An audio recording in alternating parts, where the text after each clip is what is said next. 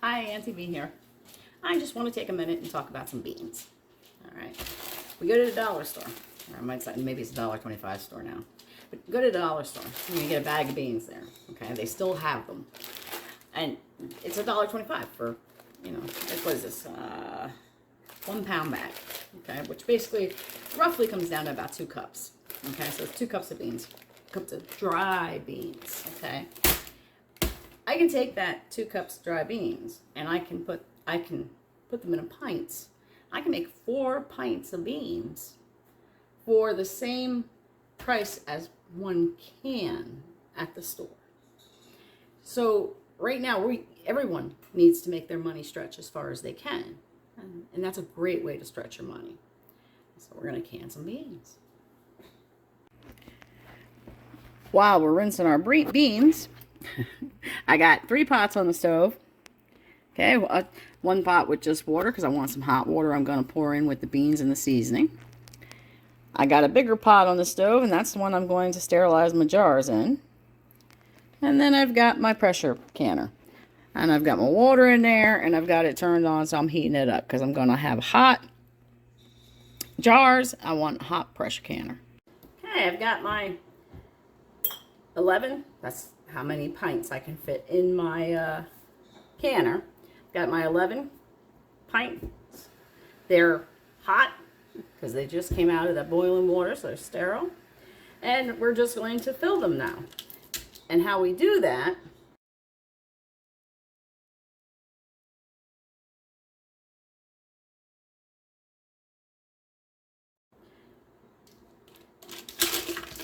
we're putting a 1/2 cup of Great Northern beans per pint. There's a scale that you can go by, a measurement for each type of bean as to, how much space it's going to take up, how much you should put in each pint. A really good book for that information is The Complete Guide to Pressure Canning by Diane Devereaux, the Canning Diva. She's got a nice page in there that gives you a list of how many beans you can have to fill your pint comfortably.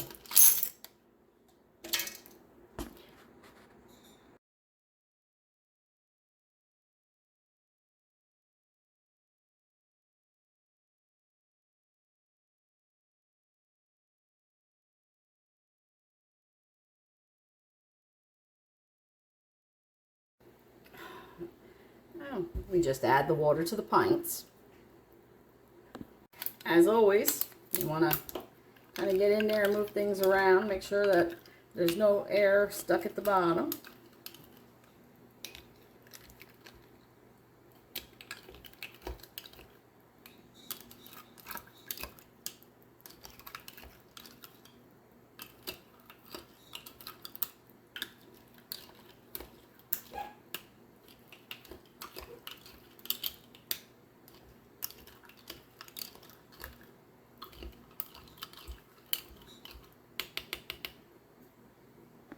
Okay, and then we're going to put our lids on and our rings, fingertip tight. Fingertip tight simply means that we're going to swirl it around and we're going to use just the strength of our fingers. We're not putting our whole wrist into it. We're not wrenching it. We want to leave a little bit of give.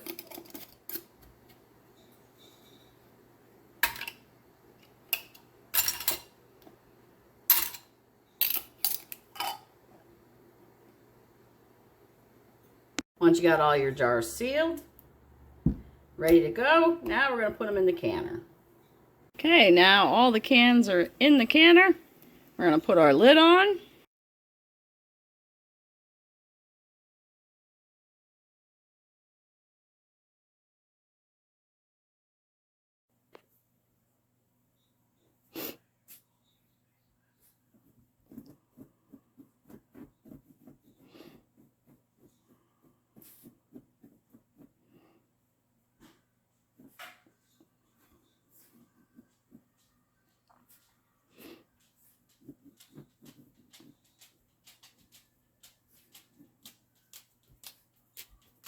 Okay, beans are all done out of the canner.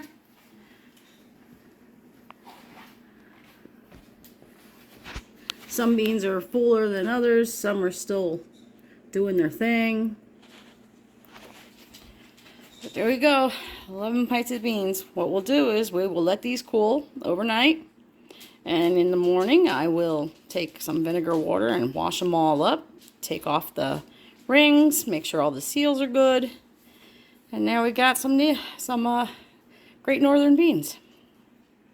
Okay, so out of 11 pints, we had one that didn't seal.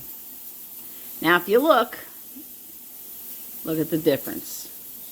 This looks like it's all cooked. And this looks like, well, almost like when we started. Like it didn't do much of anything. If you come on top and you push on here, oh, you heard that? Look over here. Can't do that.